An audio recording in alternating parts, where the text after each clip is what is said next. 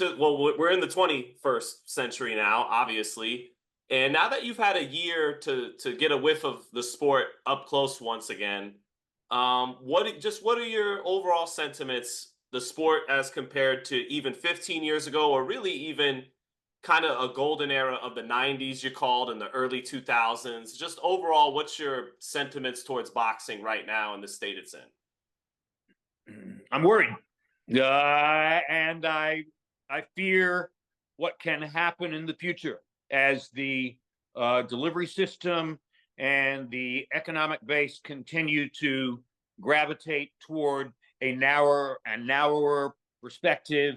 I have an underlying fear that an enormous number of championship fights are going to wind up being fought in Saudi Arabia or financed by Saudi Arabia, and that it's going to be more and more difficult for the goal of great competition to overcome the goal of economic reward at low risk.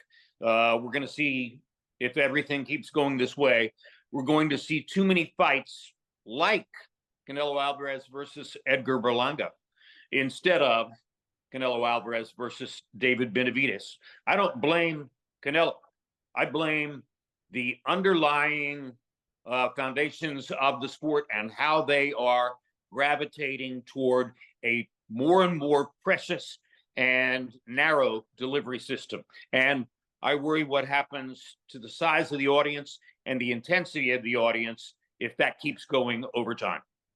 Well, I joke, it's like the suits, the powers that be in boxing. They have two choices. On one hand, admit fault and kind of have some introspection and understand what you've done to bring boxing to this increasingly niche audience in the United States and adjust accordingly, or just sell out to whoever has a lot of money and kind of absolve yourself of that. And if it's Turkey Al-Sheikh, whomever, Leonard Blavatnik funding the zone, whomever, you take the money and don't think twice.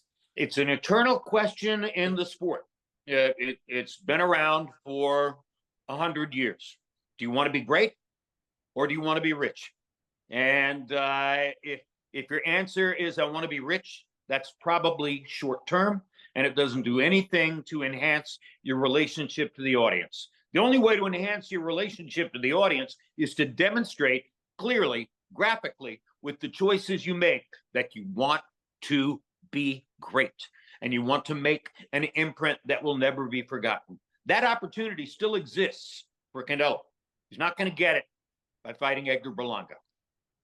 And last one for you, Jim. Thank you for your time.